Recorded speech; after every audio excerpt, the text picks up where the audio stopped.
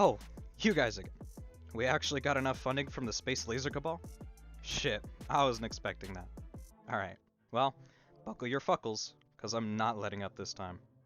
Now, I did forget to mention under the Eisenhower administration that the first American satellite, the Explorer 1, and an American communication satellite, SCORE, which I have to give credit where credit is due, was the launch of the first communication satellite in the world. So, good job, you. Gold star. The Soviets also launched a host of other missions, with Sputnik 2, Luna 1, and Luna 2 between the launches of Sputnik 1 and Yuri Gagarin's flight. Anyway, back to the land of cheeseburgers and school shootings. Well, according to the continent of people who eat sheep stomach, believe that the romantic languages are actually cool, and if not the inventors of anti-Semitism, they definitely improved upon it, streamlined it, and exported it worldwide. America was working on the Mercury project, which was the rushed catch-up to the Soviets' success, mainly developed by Maxim I can't say this, I'll get shadow banned so hard the Cabal won't be able to bail me out. Oh, wait, that's how it's pronounced? Spanish is one hell of a drug. Well, Maxim Faget got busy designing the Mercury mission spacecraft. This leads to the first American in space, Alan Shepard, on the Freedom 7, or Mercury Redstone 3, and was awarded with a Distinguished Service Medal by Kennedy. Oh, did I forget to mention that we're in the Kennedy era now?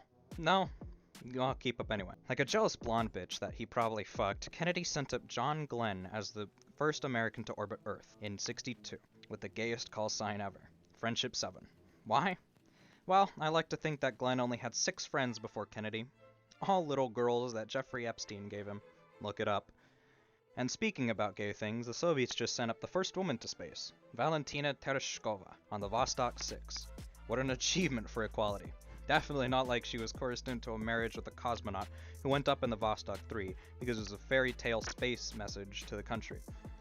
Also, not like the Soviets genocided anyone who wasn't Russian or straight. Just for the fun of it, I guess, NASA sent up 3 more men into space in the Aurora 7, Sigma 7, and the Faith 7 missions. Explaining why all these call signs have the ending 7 is far above my research budget, so I'm just gonna say it was for the shits and giggles. Now, Kennedy, being embroiled with a failed Bay of Pigs invasion and causing massive homelessness problems by releasing mental patients onto the streets of America, that's real, look it up, initially put little funding into NASA. But Yuri Gagarin's flight changed that. So fucking done with Eisenhower's shit was Kennedy that he asked Lyndon B. Johnson to look into NASA's funding and to make sure it was adequate, which only in that decade was NASA's funding ever adequate. When reports that America could catch up to the Soviets if given enough time and money for the moon landing, Kennedy set to work approving the Apollo program and the funding for it, justifying it to Congress and the American people by saying, "We choose to go to the moon." Focused on this commitment, he announced the Gemini project, a 2-man spacecraft that would lead to breakthrough development of spaceflight technologies and use in the aforementioned Apollo program. To compete with this, Korolev led the Voskhod initiative, a program to convert Vostok capsules into technologically superior Voskhod spacecraft. Because the crew cabin was so small, the Soviets had to think of a way to reduce space. They said, well, those spacesuits look bulky, so how about we just let our pilots die of cabin depressurization? Surprisingly, fatal depressurization never happened, and all the pilots survived. The Voskhod spacecraft allowed the Soviets to beat the Americans to being the first to literally every notable achievement, such as the first multi-crewed spaceflight and spacewalk. Acting as a lobotomite before getting forcefully lobotomized, Kennedy changed his mind and decided to try a US-Soviet joint venture to the moon. Seeing as it's an American flag where Apollo 11 landed and not both US and Soviet, you can guess how well that went. But it is reported that Khrushchev reconsidered the day Kennedy was assassinated though, but because he didn't trust Kennedy's successor, LBJ, that went nowhere. I mean, who would trust a president who shows his dick to aides in the bathroom? Like, why? Too busy with suppressing Hungarians? I don't know. He was a weird man. Khrushchev stayed silent as Kennedy was gearing up for a space race to the moon. Behind the curtain, however, the Soviets had 2 programs focused on that exact same thing.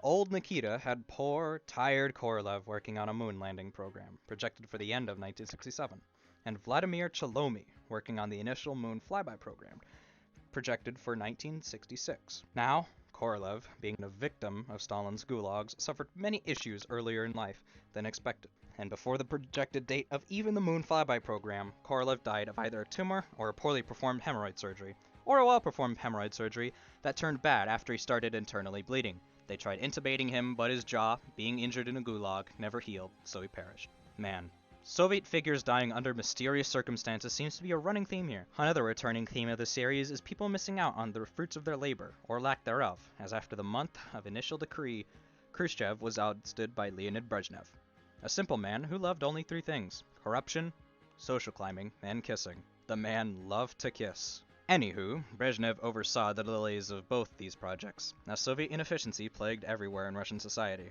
Not only were these projects delayed, but the dangerous Voskhod launches were canned, as it was evident that the cabins weren't safe, and the Soviets held a 2-year pause on pilot programs as they needed time to replace the old with the new. Following Gemini, the Apollo program had a fiery start, literally, as the Apollo 1 capsule caught on fire from a problem with the oxygen used to pressurize the cabin. The Soviets learned by this by not having a disaster on the ground at the start of the mission with the Soyuz 1, and instead the Soyuz 1 parachute failed to deploy, causing the cabin to turn into fine dust upon impact of the ground. After regaining support from the American public and a quick cover-up on the Soviets' part, both programs raced towards the goal of landing on the moon. The Soviets shot through the opening gate, tripped, and broke their nose after several more failed Zond missions. The Americans suffered other much more minor setbacks, only having to deal with technological delays. And on July 16th, 1969, at long last, the Apollo 11 rocket had lifted off at 9:32 a.m. And just 4 days later, on July 20th, at 9:56 p.m., Neil Armstrong stepped foot on the moon, followed by Buzz Aldrin minutes later. The crew, including a Michael Collins that had to stay in the command and service module in orbit, landed safely, and was congratulated with a ticker tape parade, service medals, a joint session of Congress, and a tour of 22 countries. Too bad what cronies Armstrong and Aldrin would become. But that's for another video. Actually, the next one, or maybe the one after that, as it'll be talking about the Apollo legacy, the space shuttle program, and modern efforts by billionaires to send humans to Mars. See you next time. Ciao, ciao.